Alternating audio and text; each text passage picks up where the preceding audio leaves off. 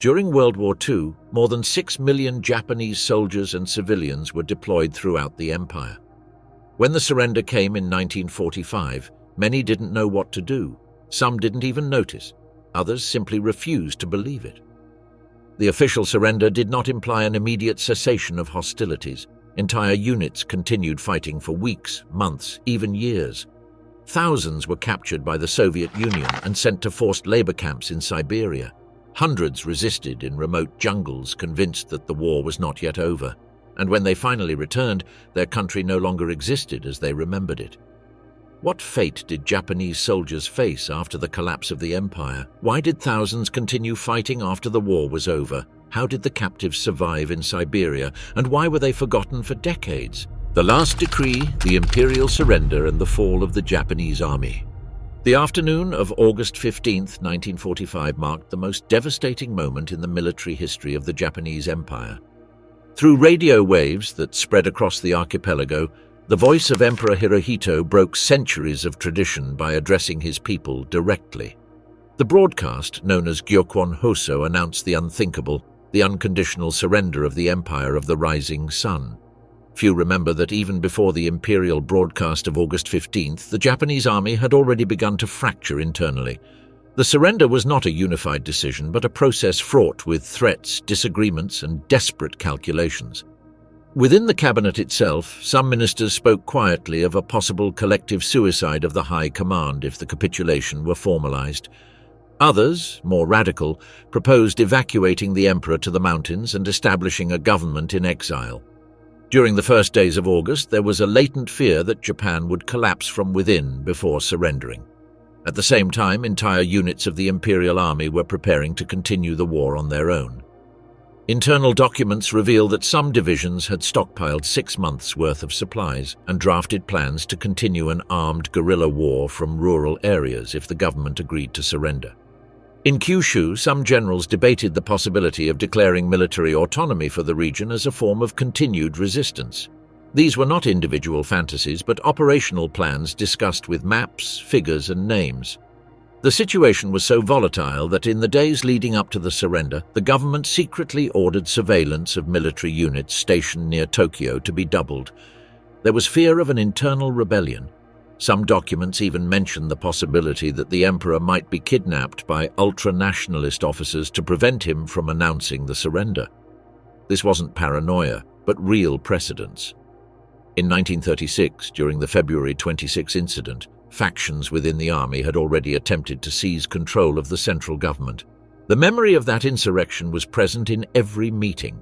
This explosive atmosphere explains why the imperial broadcast was secretly recorded, sealed under personal custody, and clandestinely transported to the broadcast site. The authorities knew that any leak of the content could spark preemptive riots.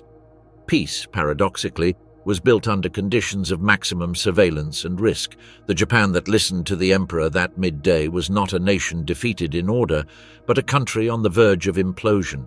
The imperial message arrived after weeks of desperate deliberations. The atomic bombings of Hiroshima and Nagasaki had demonstrated a destructive capacity beyond any prior military calculations. The Soviet Union's sudden entry into the war on August 8th had eliminated the last hope of a negotiated peace. Japan faced total annihilation. However, the content of the imperial speech immediately caused confusion. Written in archaic Japanese and delivered with poor technical quality, the message deliberately avoided the word surrender. This ambiguity sparked a crisis within the Japanese general staff, where officers trained in the doctrine of death before dishonor refused to accept reality. Tensions exploded during the early hours of August 15th. A group of army officers, led by Major Kenji Hatanaka, attempted to prevent the dissemination of the imperial message. The Kyujo incident represented the last spasm of Japanese militarism. Conspirators stormed the imperial palace seeking recordings of the speech in order to destroy them. Their goal was to keep armed resistance alive. The coup failed before dawn. Hatanaka and his collaborators chose ritual suicide rather than face the disgrace of failure. With the coup attempt neutralized, the final surrender protocol was activated.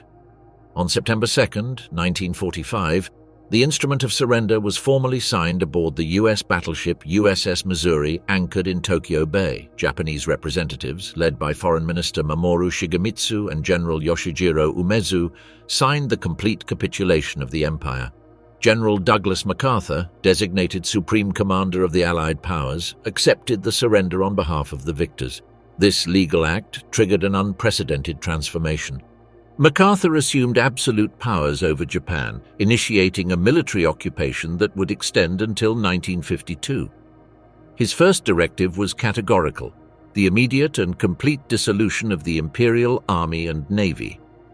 On September 15, 1945, just 2 weeks after the signing, Imperial General Headquarters formally ceased operations. All military command functions were suspended by direct order of the SCAP. The disarmament directive was executed with ruthless precision.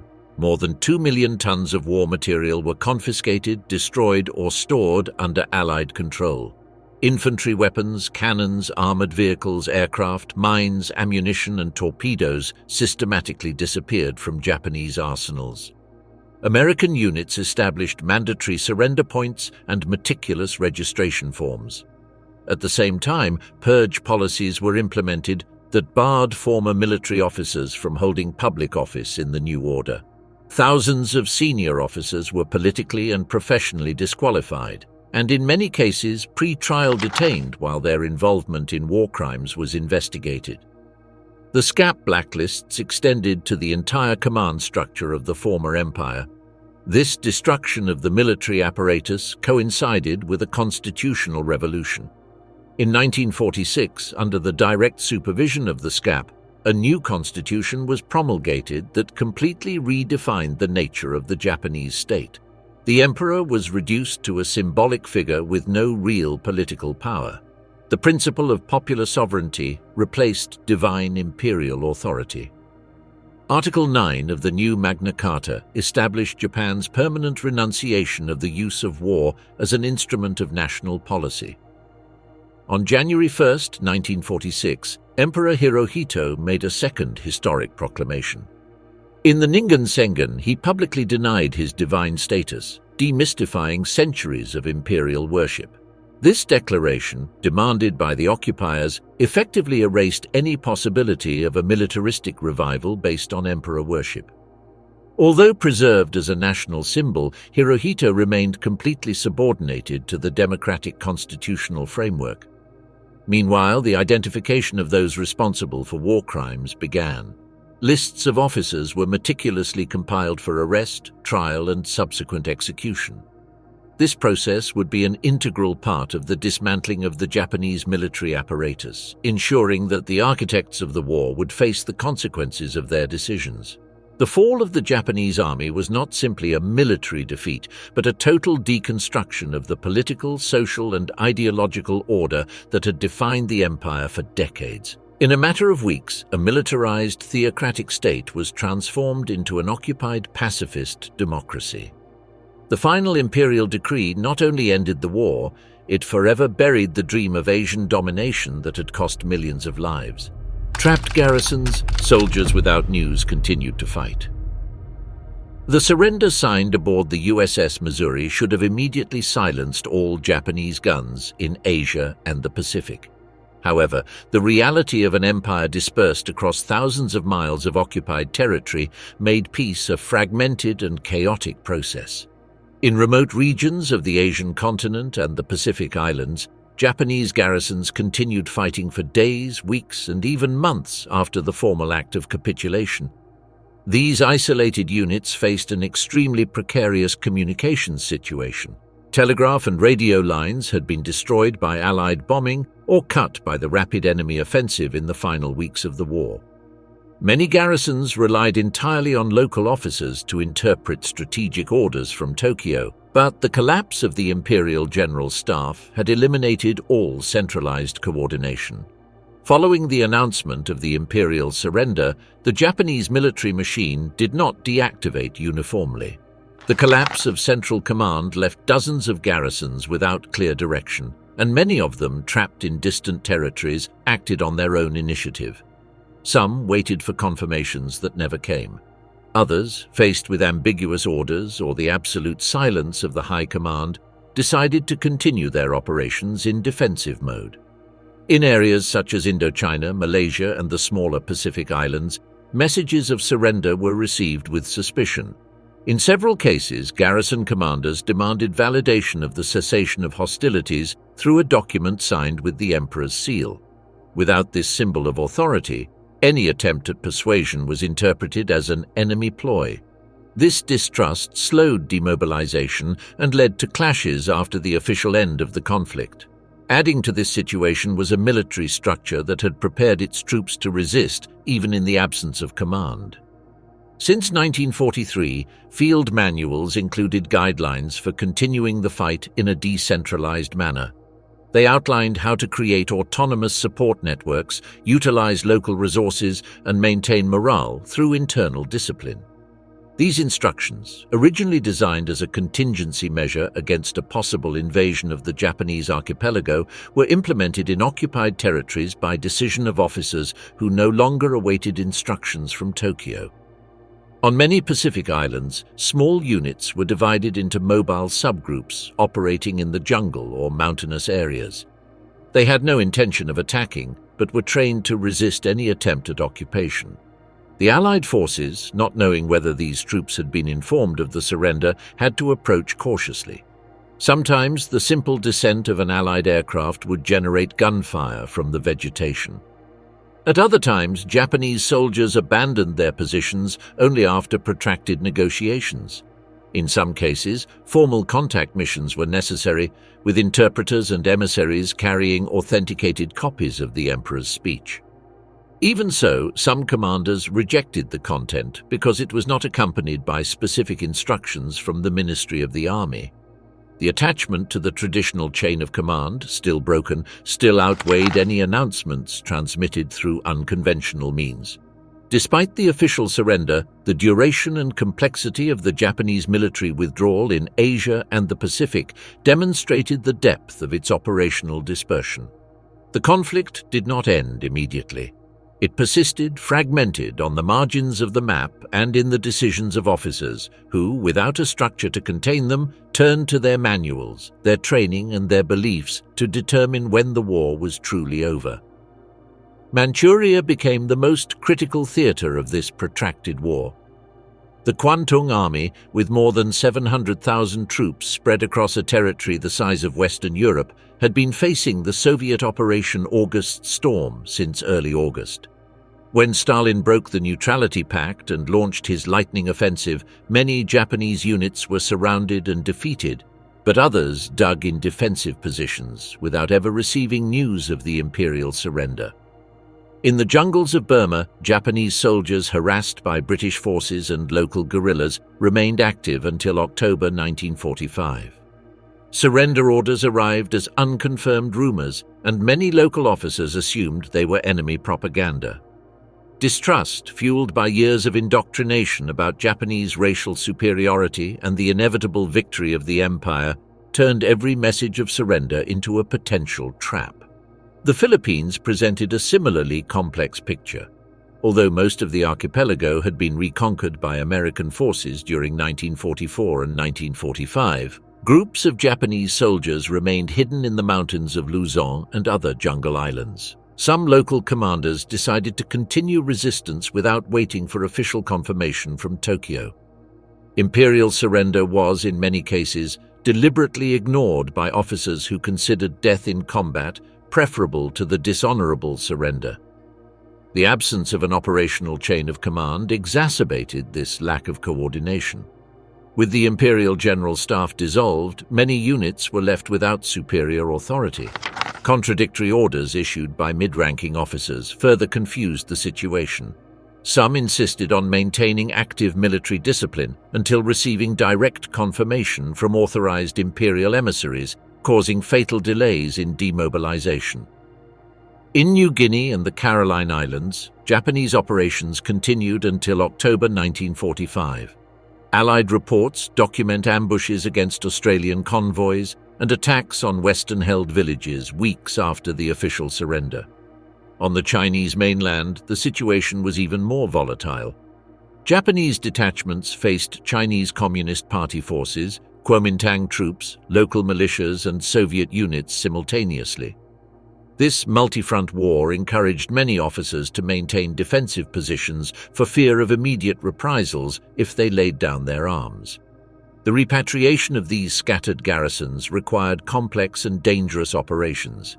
In many cases, soldiers still resisting were forcibly disarmed and their commanders summarily arrested.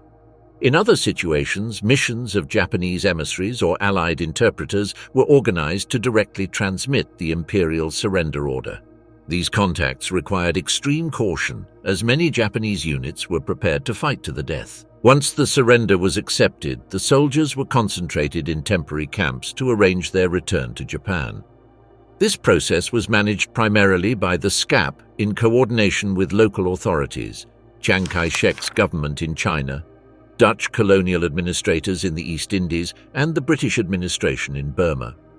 The agreements included guarantees of humane treatment for the prisoners, although in practice there were numerous cases of mistreatment, lynchings, and extrajudicial executions by anti-Japanese guerrillas seeking revenge. The repatriation operation lasted until 1947 and involved more than 6.6 million Japanese, including both military personnel and civilians. More than 1,000 ships, hundreds of trains, and dozens of specially equipped ports were used for this massive logistical task. The garrisons that continued fighting until the last moment were invariably the last to be evacuated and repatriated. In some territories, the situation was complicated by resistance from local populations who had suffered under Japanese occupation. In Indonesia, the Philippines, and Burma, many Japanese soldiers faced revenge attacks from civilians who considered them war criminals. This forced the Allied forces to establish security perimeters around prisoner-of-war camps to prevent massacres. Lack of coordination, geographic isolation, and the legacy of an extreme military ideology turned Japan's post-war period into a process of piecemeal surrender. In many remote corners of Asia, World War II ended not with the formal signing of the agreement, but weeks or months later, when the final ceasefire order managed to penetrate the barriers of distance, mistrust, and the desperation of soldiers who had sworn to die rather than surrender. Winter captives, the mass shipment to Soviet camps. The Soviet Union's involvement in the war against Japan materialized with Operation August Storm, a lightning offensive that collapsed the defenses of the prestigious Kwantung Army in less than 2 weeks. This devastating campaign captured more than 600,000 Japanese soldiers who would face a brutal fate in the vast Soviet territory. The mass capture was only the prelude to systematic deportation to forced labor camps scattered throughout Siberia, Kazakhstan, Uzbekistan, Mongolia, and other remote regions of the USSR. The imprisoned soldiers, lacking equipment for extreme climates, were crammed into unheated freight cars during journeys that lasted weeks. Many died before reaching their destination, victims of cold, thirst, and malnutrition during these hellish transfers. Once in the camps, they faced a ruthless survival regime where winter temperatures routinely dropped below -30°C. The Japanese prisoners, originally from a temperate climate, were completely unfit for these conditions. They were forced to perform hard labor in coal mines, railway construction, forest clearing, excavation, and infrastructure construction in regions where survival depended on every daily decision. The deadliest camps were located in Khabarovsk, Magadan, Novosibirsk, and Krasnoyarsk. In these detention centers, malnutrition was rampant, medical care was non-existent, and punishments for alleged indiscipline included further reductions in food rations. Diseases such as dysentery, pneumonia, and tuberculosis spread unchecked in overcrowded barracks where basic hygiene was impossible to maintain. The Soviet administration classified the Japanese prisoners as useful elements for national recovery, a bureaucratic label that justified their deployment to war-ravaged regions. Unlike the prisoner-of-war camps of other powers, the Soviet ones operated under an economic logic that prioritized productive output over any humanitarian standards.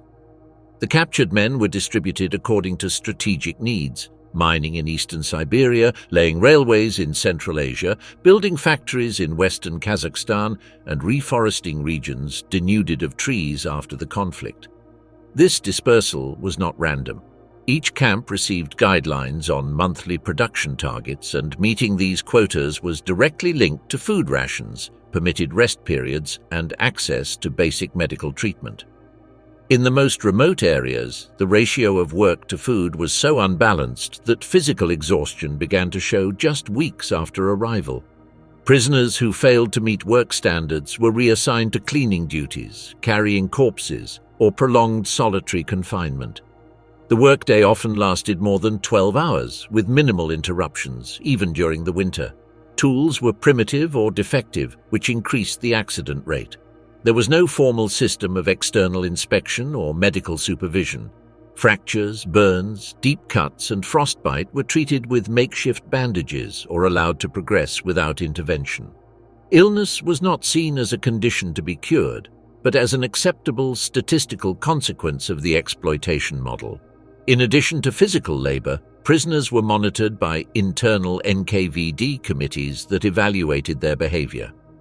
Each detachment was required to report weekly on the detainees' degree of ideological cooperation, a parameter that influenced each individual's future fate. This surveillance, combined with total isolation from the outside world, eroded any expectation of immediate return.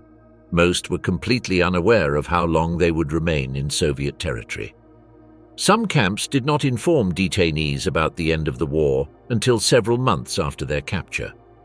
This institutional opacity, coupled with the lack of communication, turned the experience of Japanese prisoners in the Soviet Union into a regime of constant uncertainty, where the passage of time was measured not by dates, but by seasons, illness, and loss of physical strength. Stalin had decided that these prisoners would be used to repair war damage. The Soviet Union, devastated by 4 years of conflict with Germany, used Japanese labor as an economic resource to rebuild its industrial infrastructure. This decision systematically violated the Geneva Convention on the Treatment of Prisoners of War, but the USSR was not a signatory to the treaty and acted with complete impunity. Soviet records and subsequent Japanese research document the deaths of approximately 55,000 prisoners in these camps. Mortality varied by location, but in some centers it exceeded 10% of the detained population. The primary causes were frostbite, starvation, and infectious diseases that spread without adequate medical treatment. Surviving soldiers returned with amputations, chronic illnesses, and physical trauma that would. In addition to physical suffering, prisoners were subjected to compulsory ideological re-education programs. Soviet political commissars conducted communist indoctrination sessions, attempting to convert former imperial soldiers into Marxist-Leninist sympathizers. Some prisoners collaborated with these programs out of convenience or survival, which generated deep internal divisions among the detainees. These collaborators would later face reprisals and trials upon their return to Japan. The repatriation of prisoners became a politicized and protracted process that lasted more than a decade. The first returns began in 1946, with small contingents transported from ports such as Nakhodka and Vladivostok to the Japanese port of Maizuru. However, mass returns did not materialize until 1947, and the last formal returns were not completed until 1956, more than a decade after the end of the war. This delay contrasted dramatically with the treatment of Japanese prisoners captured by the United States, the United Kingdom, and Australia. Soldiers detained by Western powers were repatriated between 1945 and 1947 under considerably more humane conditions. In camps administered by Western allies, prisoners received adequate food, basic medical care, and were allowed to correspond with their families. Mortality rates were negligible compared to the silent slaughter in Siberia. The disparity in treatment created a complex historical memory in Japan. Many former prisoners of the USSR returned as living witnesses of extreme suffering, with accounts that contrasted radically with the experiences of those detained by Westerners. Some prisoners from Siberia died shortly after their repatriation, victims of the physical consequences of years of systematic mistreatment. Others returned deeply influenced by the Soviet experience, with ideological sympathies toward communism that made them subjects of surveillance by the Japanese authorities and the Allied occupation. This ideological divide added another layer of complexity to the veterans' reintegration into post-war Japanese society. In the following decades, associations of former prisoners formed and demanded official apologies and compensation from the Soviet Union and later from Russia. Although Moscow never officially acknowledged the abuses, joint research between Japanese and Russian historians has documented the existence of hundreds of camps scattered throughout Soviet territory, with detailed records of prisoners, labor output, and mortality rates. The captivity of more than 600,000 Japanese soldiers in Soviet territory represents one of the longest-running mass deportations of the 20th century. It symbolizes how the war extended far beyond formal surrender, turning former combatants into victims of a system that used them as disposable resources for the reconstruction of a power that had suffered devastation on its own soil. For these men, the war did not end in 1945. But years or decades later, when they finally returned to a Japan that had changed completely during their enforced absence. Warriors who did not surrender, the stragglers of the Japanese Empire. In the remote jungles of Southeast Asia and the scattered islands of the Pacific, dozens of Japanese soldiers continued a war that had officially ended. These men, later known as Japanese stragglers, maintained active military operations for years and even decades, obeying orders issued before the end of the conflict and guided by ideological principles that made surrender unthinkable. The stragglers were not deserters or fugitive criminals, but regular soldiers operating under specific mandates from the Imperial Army. Their behavior was the result of a lethal combination of extreme geographic isolation, an autonomous local command structure, and the doctrinal influence of Bushido adapted to modern warfare. For these combatants, surrender was not simply a reprehensible tactical option, but a fundamental violation of their oaths of loyalty to the emperor. The persistence of soldiers who remained active after the official end of the war was neither an accidental phenomenon nor exclusively attributable to geographic isolation. Since mid-1944, the Imperial Army had distributed specific manuals for units at risk of being isolated or besieged. These documents, printed in limited quantities and issued to field officers, clearly outlined protocols for autonomous resistance.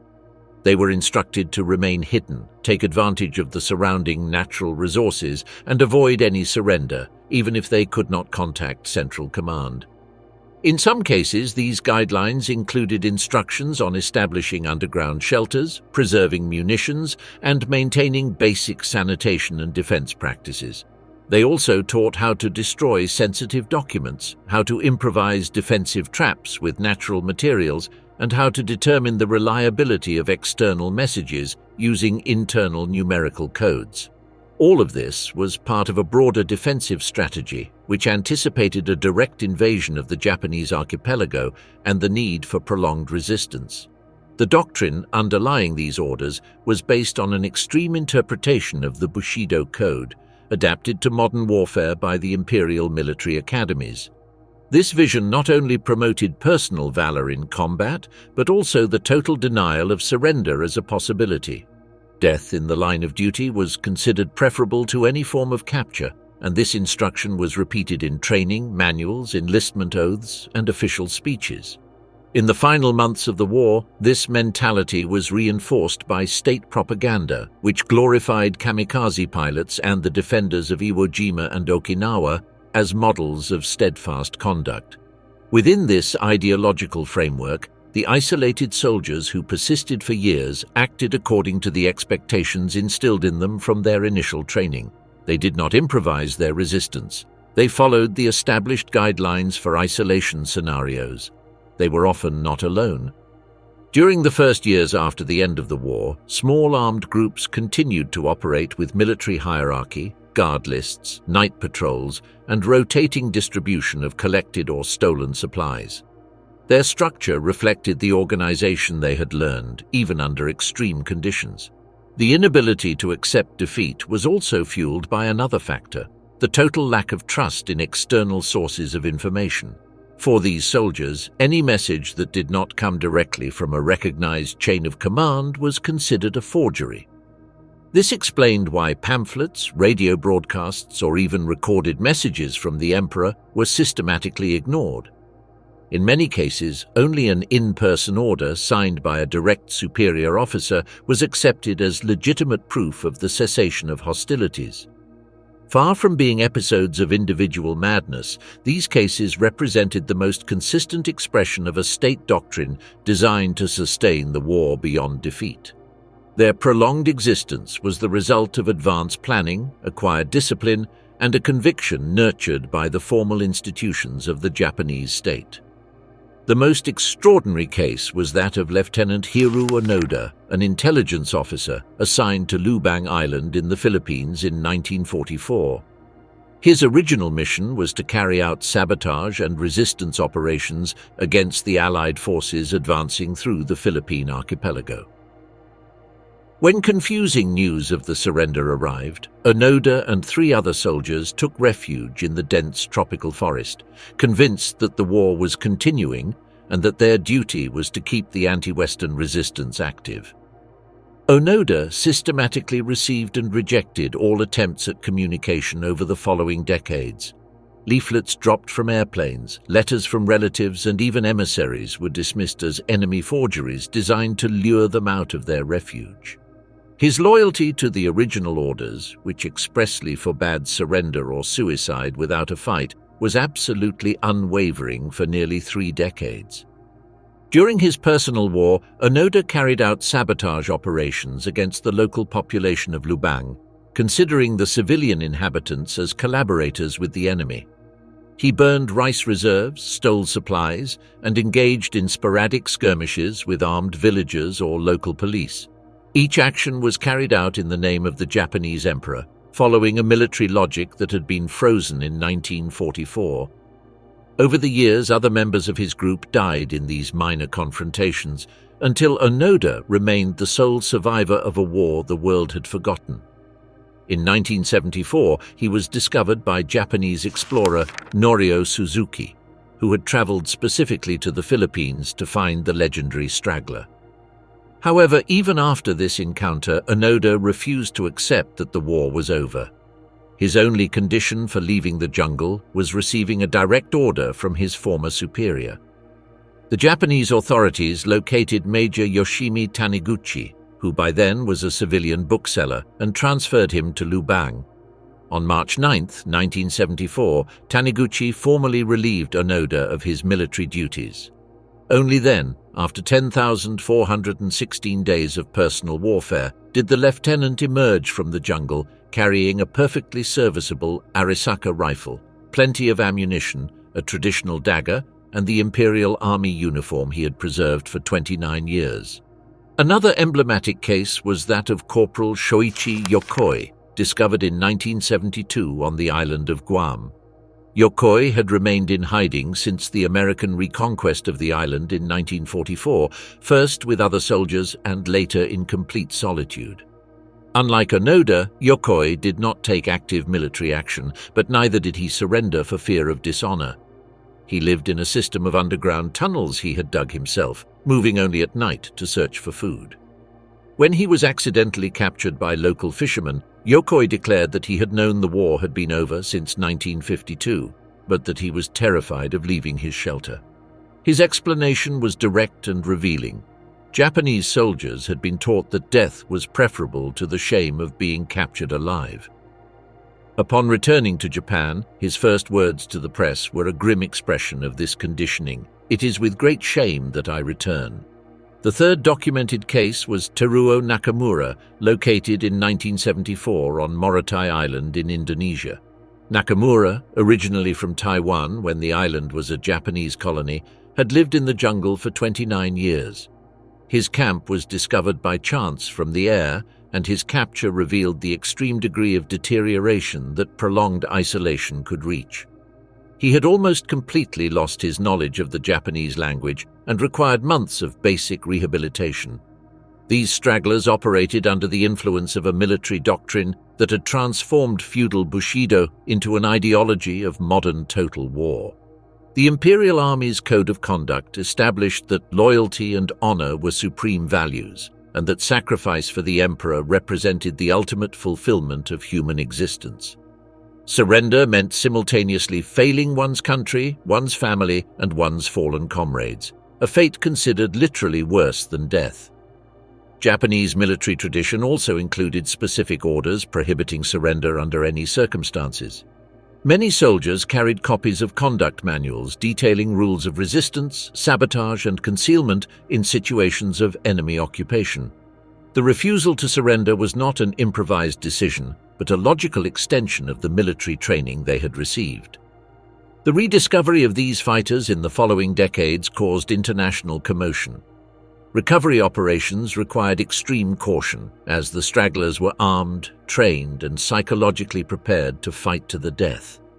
In many cases, specialized teams with specific knowledge of Imperial Army protocol and hierarchy had to be deployed to avoid fatal clashes. After their recovery, none of these soldiers were tried or punished, as it was recognized that they were acting under military orders in force at the time of their isolation. They were repatriated, received medical and psychological care, and in some cases received with honors, although their social reception was complex. For some, they represented heroism and unwavering conviction. For others, they were anachronistic vestiges of a militaristic past that Japan had overcome. In total, more than 100 cases of Japanese soldiers, located years after the surrender, were documented, although only a dozen achieved notoriety due to the extreme duration of their isolation. Most were found in the Philippines, Guam, Indonesia, Thailand, and the Caroline Islands, territories where the jungle geography allowed for prolonged survival. The official chronology of repatriation of stragglers closed with the discovery of Teruo Nakamura in 1974. From that year on, the Japanese government formally declared the military files related to non-surrendered soldiers closed, assuming that any other missing combatants had perished of natural causes. The stragglers of the Japanese Empire represented the absolute extreme of a total war mentality, where surrender was not considered a valid tactical option. Their protracted war was not the product of madness or irrational fanaticism, but the logical outcome of a system of training, indoctrination, and orders that defined loyalty as an absolute value, independent of strategic circumstances or the passage of time. The trial of the generals, the Tokyo International Military Tribunal. The victorious powers faced a fundamental dilemma after the occupation: how to judge those responsible for a war that had devastated Asia and the Pacific for nearly 4 years. The answer was the creation of the International Military Tribunal for the Far East, an unprecedented judicial procedure that aimed to bring the architects of Japanese militarism to justice. The tribunal was formally established on May 3, 1946, under the direct authority of General MacArthur. Its legal model was inspired by the Nuremberg trials, but adapted to the specific circumstances of the Asian theater of war. The judicial headquarters were established in Tokyo, and the tribunal was composed of judges from 11 allied countries: Australia, Canada, China, France, India, the Netherlands, New Zealand, the Philippines, the United Kingdom, the Soviet Union, and the United States.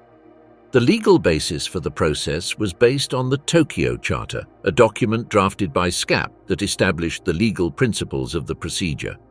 Crimes were classified into 3 main categories: crimes against peace, which included planning and conducting wars of aggression, war crimes such as violations of the laws and customs of war, and crimes against humanity, which included murder, extermination, and systematic atrocities against civilian populations. 28 Japanese political and military leaders were put on trial in what became the most extensive trial of the 20th century.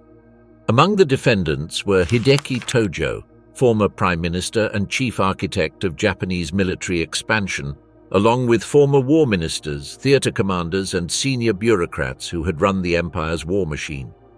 The court proceedings stretched over 2.5 years. Between 1946 and 1948, more than 400 public sessions were held, with 4,336 documents presented as evidence and more than 400 witnesses testifying. The tribunal meticulously documented crimes committed throughout the Japanese-occupied territory, from the Nanking Massacre to the medical experiments conducted by Unit 731 on prisoners of war. One of the most significant controversies of the trial was the exclusion of Emperor Hirohito from the dock. Although he was the formal supreme commander of the armed forces and had personally signed the war decrees, Hirohito was exonerated by a direct political decision of MacArthur. This imperial immunity had pragmatic objectives to ensure stability during the occupation, prevent nationalist uprisings, and facilitate the transition to a new democratic constitution. The tribunal also investigated the responsibility of senior commanders in relation to garrisons that continued fighting after the official surrender. During the hearings, evidence was presented that many officers in Tokyo failed to implement adequate measures to ensure that surrender orders reached all dispersed units. This deliberate neglect contributed to an unnecessary prolongation of hostilities and increased casualties on both sides. It was shown that certain ambiguous orders or a deliberate lack of communication contributed to prolonging localized fighting. These actions were considered part of a systematic failure of command responsibility and were included in the war crimes deliberations. The tribunal established that criminal responsibility extended not only to those who ordered atrocities, but also to those who failed to prevent or stop unlawful actions under their authority. The court's verdict was issued on November 12, 1948, after exhaustive deliberations. Of the 28 defendants, 7 were sentenced to death by hanging, including Tojo and other leaders considered primarily responsible for the war of aggression. 16 received life sentences, while 5 were sentenced to terms ranging from 7 to 20 years in prison. The executions took place on December 23, 1948, at Sugamo Prison in Tokyo. Among those executed were figures such as General Seishiro Itagaki, linked to atrocities in China, and General Kenji Doihara, responsible for brutal occupation policies in Manchuria. The executions were carried out following Western military protocols, denying the condemned men the traditional Japanese right to seppuku, or military execution. At the documentary level, the tribunal produced more than 48,000 pages of court records, including complete minutes, rulings, interrogation transcripts, and detailed judgments. These documents, preserved in military and judicial archives in Japan, the United States, and the United Nations, constitute the most comprehensive source on the criminal responsibility of the Japanese leadership during the war. One of the tribunal's most significant contributions was establishing fundamental legal precedents for the development of international criminal justice. It consolidated the notion of individual responsibility for crimes of aggression and crimes against humanity, extending command responsibility to the highest levels of the military and civilian apparatus. These principles laid the conceptual foundation for subsequent tribunals and eventually for the International Criminal Court established in 1998. However, the tribunal also faced substantial criticism that persists to this day.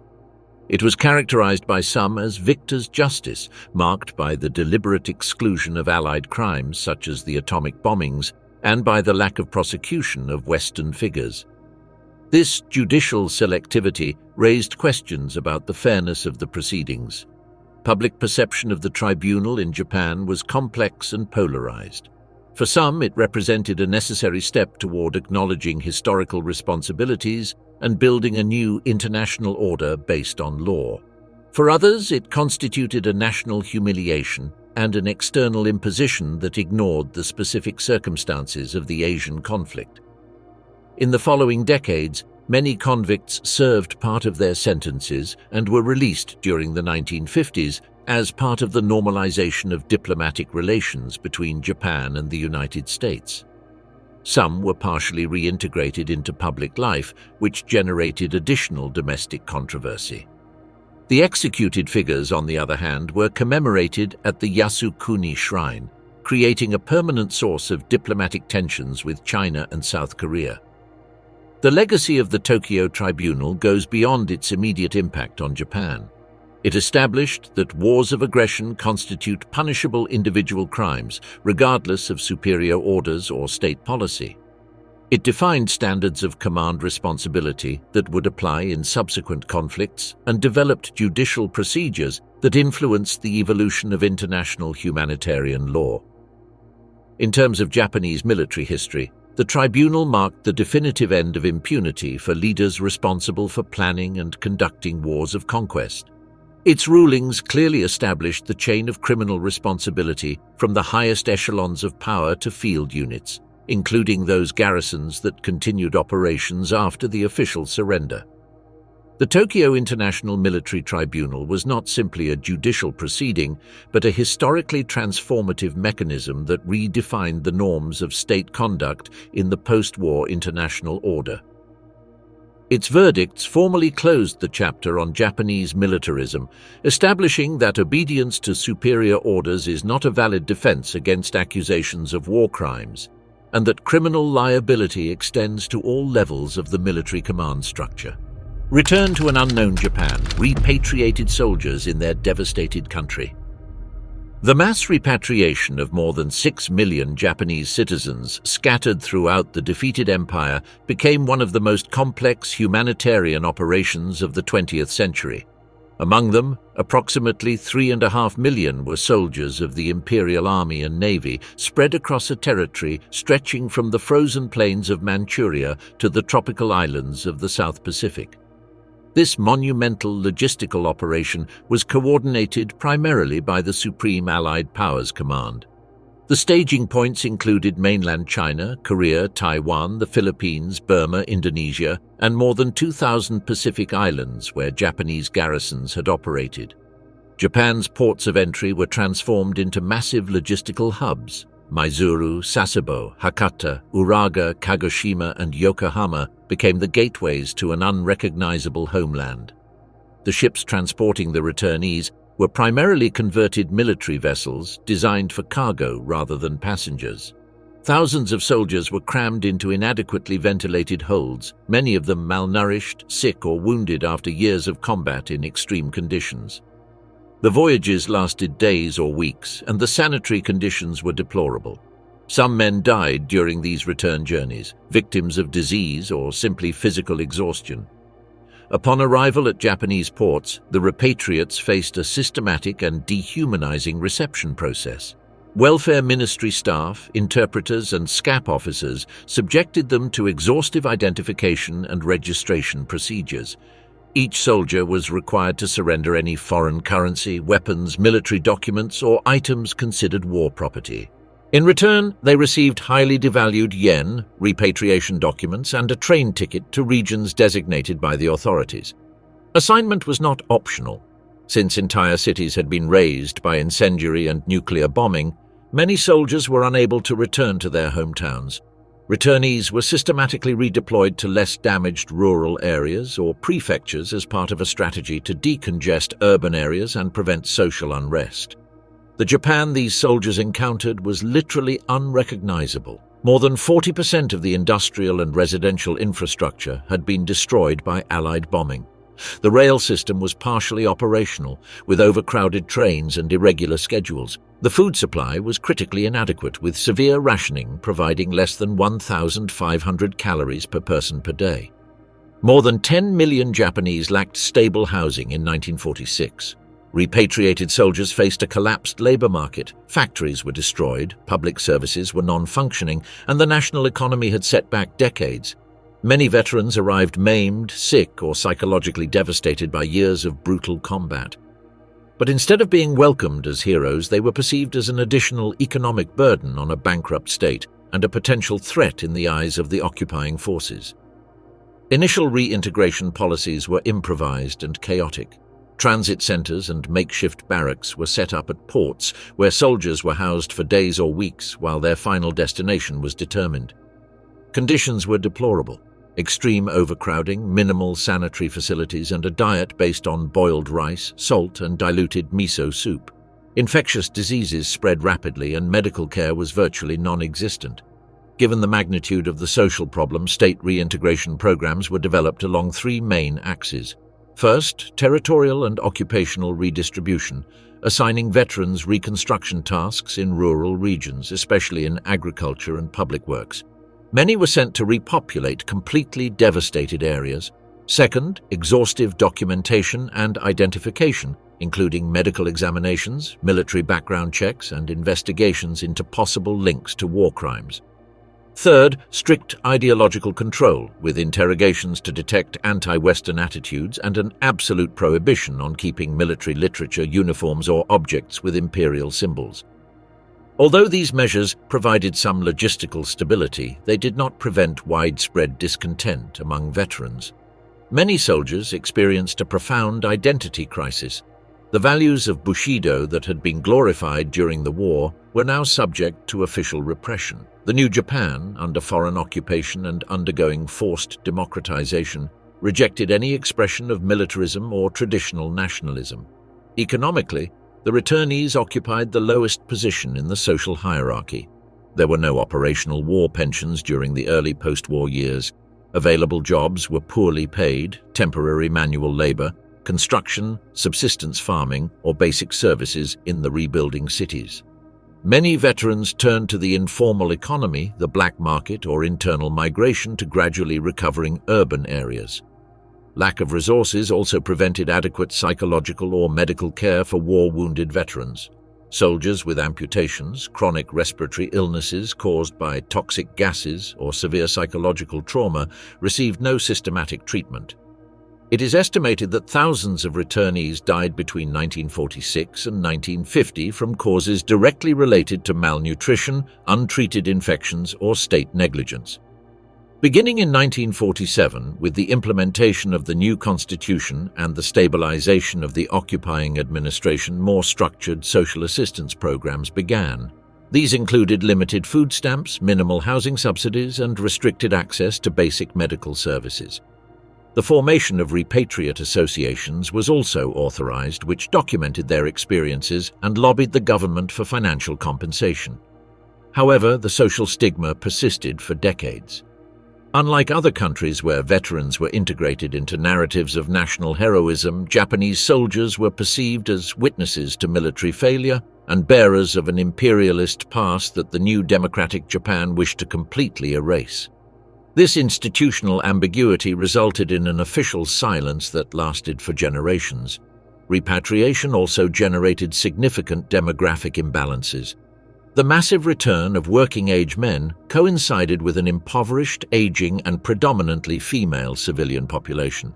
This affected family reorganization, marriage and birth rates, and the entire structure of the Japanese labor market during the 1950s. Psychologically, many returnees experienced a form of internal exile.